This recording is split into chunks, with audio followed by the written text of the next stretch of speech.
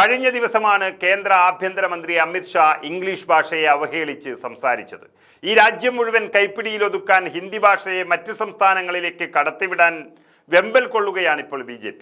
അപ്പോൾ പിന്നെ അവരുടെ നേതാവിന് ഇംഗ്ലീഷ് ഭാഷയോട് പുച്ഛം തോന്നുന്നതിൽ വലിയ അതിശയോക്തിയൊന്നും ഇല്ല എന്ന് കാണാം. ദക്ഷിണേന്ത്യൻ സംസ്ഥാനങ്ങൾ പൂർണ്ണമായും ഹിന്ദിയെ അവഗണിക്കുമ്പോൾ പാഠപുസ്തകങ്ങളിൽ ഇംഗ്ലീഷ് കളം പിടിക്കുന്നത് കണ്ടുകൊണ്ട് നിൽക്കാനുള്ളൊരു കരുത്ത് അമിത് ഷായ്ക്കില്ല. ഇംഗ്ലീഷിനെ കൂടി കെട്ടുകെട്ടിച്ചാൽ ഹിന്ദി ഭാഷ അനായാസം പ്രാദേശിക ഭാഷകൾ സംസാരിക്കുന്ന സംസ്ഥാനങ്ങളിലേക്ക് കടത്തിവിടാൻ സാധിക്കുമെന്ന് അമിത് ഷായും സംഘവും കണക്കുകൂട്ടുന്നു. വിദ്വേഷ പ്രചരണത്തിന്റെ അടുത്ത ഉപകരണമായി ഭാഷയെ ഉപയോഗിക്കുകയാണ് ഇപ്പോൾ BJPയും സംഘപരിവാർ സംഘടനകളും ചെയ്തുകൊണ്ടിരിക്കുന്നത്. ഹിന്ദിക്ക് ഇതുവരെയില്ലാത്ത മഹത്വവൽക്കരണം അതിൻ്റെ ഭാഗമായിരുന്നു എന്ന് നമുക്കറിയാം. BJP ഇതര സർക്കാരുകൾ ഭരിക്കുന്ന സംസ്ഥാനങ്ങൾക്ക് മാത്രമല്ല, മഹാരാഷ്ട്ര പോലുള്ള സംസ്ഥാനങ്ങൾക്ക് പോലും ഇക്കാര്യത്തിൽ ഹിന്ദിയെ എതിർക്കുന്ന നിലപാട് സ്വീകരിക്കേണ്ടി വരുന്നു. മറാഠി ഇംഗ്ലീഷ് മീഡിയം സ്കൂളുകളിൽ ഹിന്ദി നിർബന്ധിത ഭാഷയാക്കിയ ഉത്തരവിനെതിരെ ശക്തമായ പ്രതിഷേധം ഉയർന്നു വന്നതിനെ തുടർന്ന് പിന്നീട് അത് പിൻവലിച്ചു. എന്നാൽ കേന്ദ്ര സമ്മർദ്ദത്തെ തുടർന്ന് കഴിഞ്ഞ ദിവസം മഹാരാഷ്ട്രയിൽ എല്ലാ സ്കൂളുകളിലും മൂന്നാം ഭാഷയായി ഹിന്ദി പഠിപ്പിക്കണമെന്ന ഉത്തരവും നൽകിയിട്ടുണ്ട്. ഇതിനെതിരെ ശക്തമായ പ്രതിഷേധം ഉയർന്നു വരികയാണ്.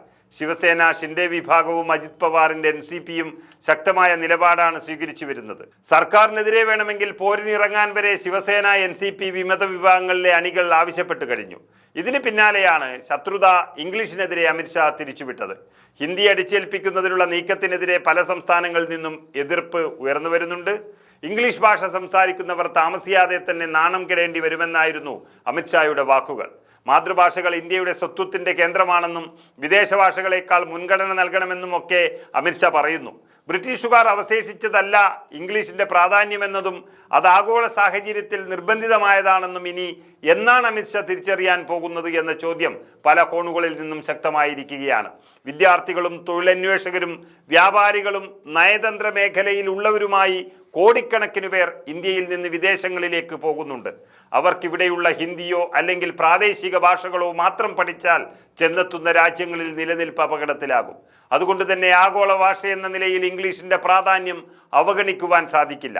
വിവര സാങ്കേതിക വിദ്യയിലും സേവനങ്ങളിലും ഇംഗ്ലീഷ് പ്രാവീണ്യം അനിവാര്യമായ ഒരു കാര്യമാണ്. സ്വന്തമായ ഭാഷയുണ്ടായിട്ടും ചൈന പോലുള്ള രാജ്യങ്ങൾക്ക് ഇംഗ്ലീഷിൽ കൈവരിച്ച നേട്ടം അവരുടെ ആഗോള വളർച്ചയ്ക്ക് സഹായമായതായി ചൈനീസ് അധികൃതർ പോലും പറഞ്ഞത് അടുത്തിടെയാണ്.